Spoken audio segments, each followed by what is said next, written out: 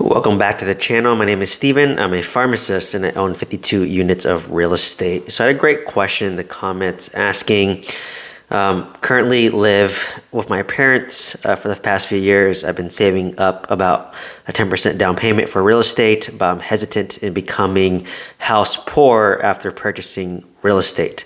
What are your thoughts on renting and then investing the difference in stocks versus purchasing an investment real estate property?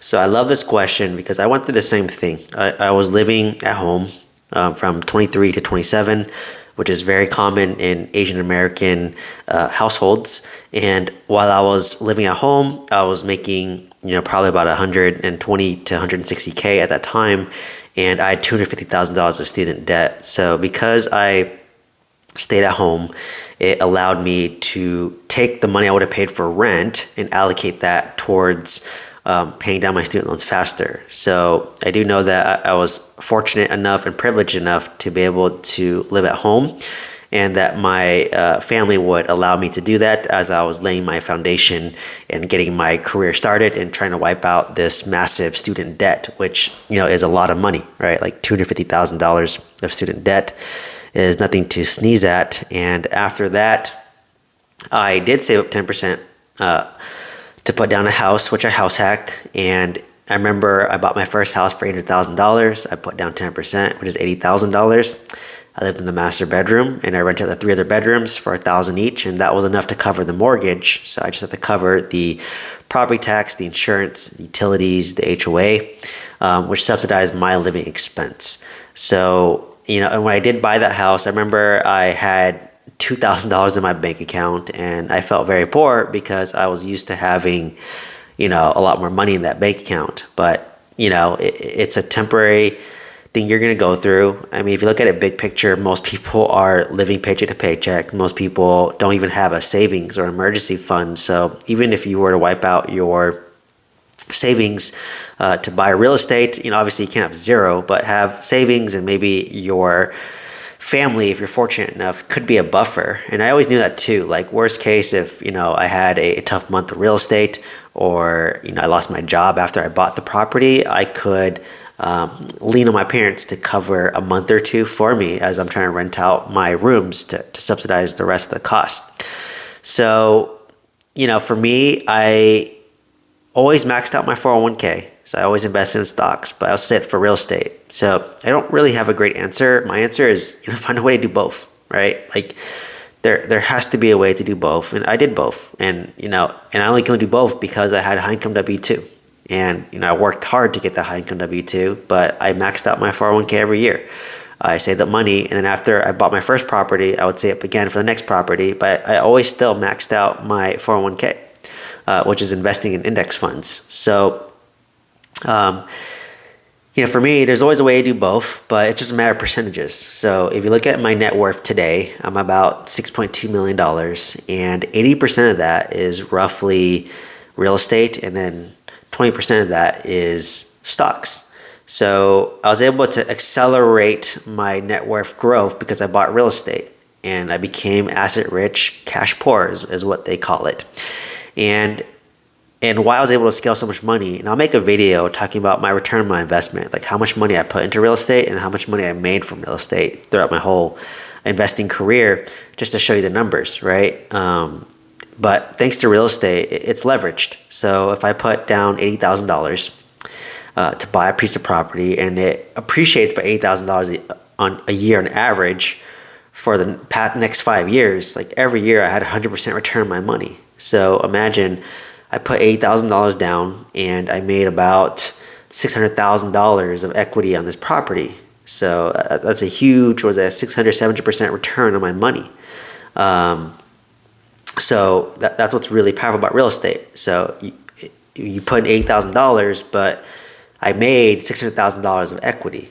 So it's really, it's almost like 7-8 times. 708% return on my money, and it's leveraged. So imagine you do that for a couple properties, where I bought another property, my second single family home, I put $100,000 down, and this one made $400,000 of appreciation. That's a 400 return on my money. My apartment complex, or my third house hack that I bought, I put $70,000 down, and this one went up by $400,000. So that's another, pretty big 600x return on my money, right? 600% return on my money.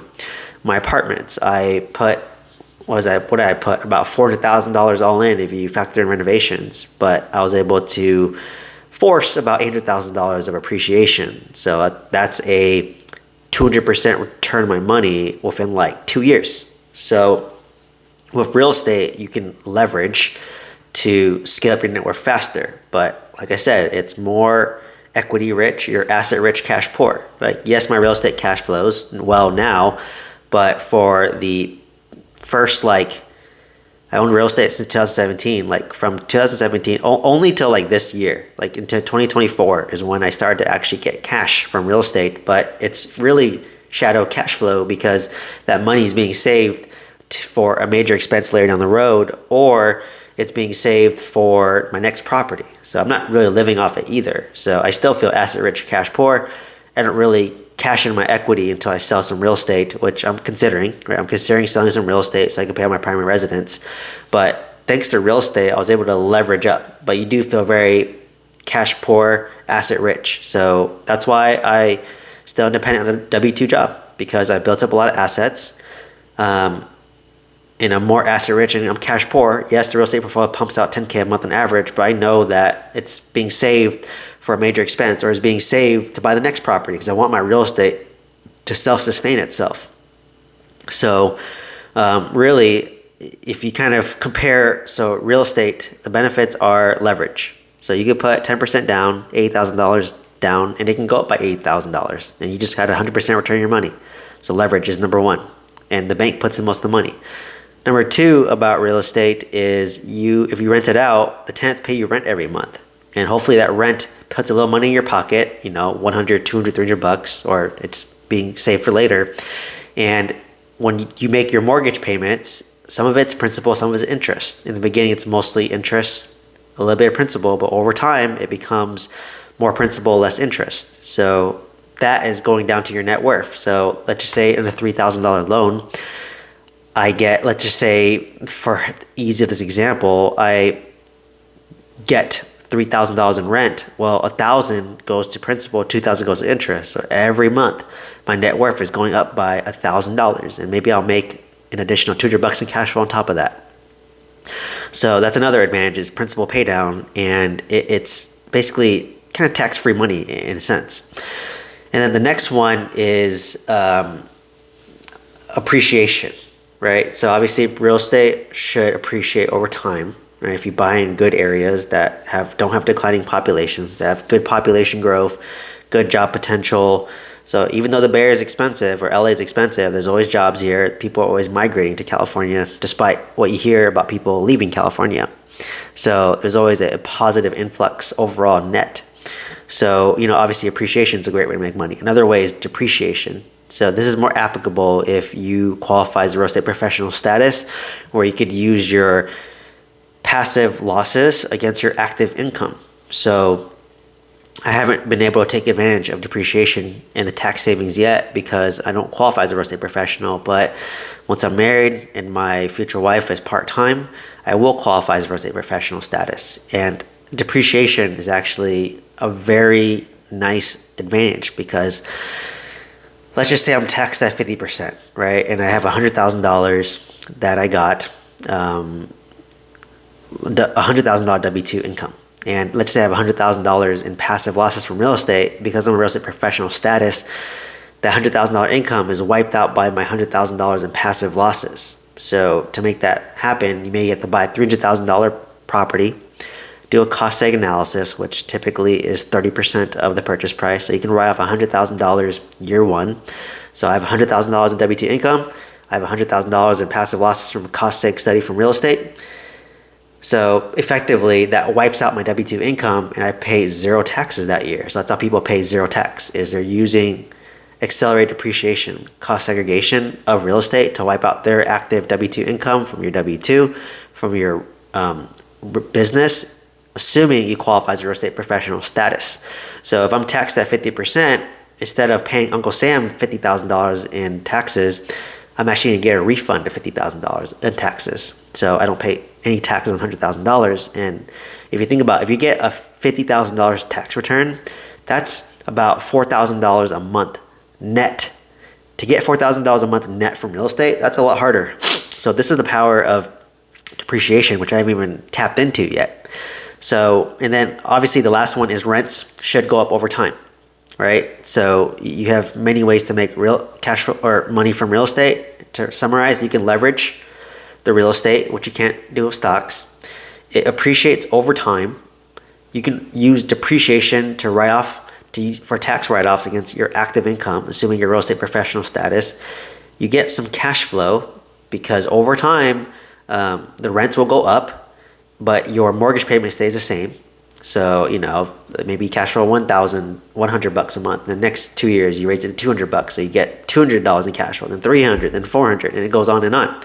But your mortgage statement stays the same. And then number 5 is principal pay down. So every month, you collect the rent, you pay your mortgage, some goes to principal, which goes to your net worth, and some goes to interest, which goes to the bank. So once you're later in the loan, so after year 15 of 30, it starts to become more principal and less interest, and that's when your net worth will go up as well. So that's what's nice about real estate. Obviously, I'm biased, so I would lean towards buying some real estate and to get that in your portfolio because you can have that leveraged growth. Now, stocks. So let's talk about stocks. And when I'm talking about stocks, I'm talking about index funds specifically. So index funds are passive.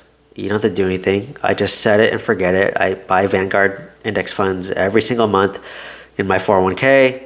And like I said, I just set it and I forget it. So it's very passive. And you get dividends every quarter, every month. It gets reinvested. It's easy. And you look at the compound interest calculators, assuming 7 to 10% growth every year, your money's going to double every 10 years, give or take. So it's really passive. But with index funds, you can't leverage. You don't get any tax write-offs.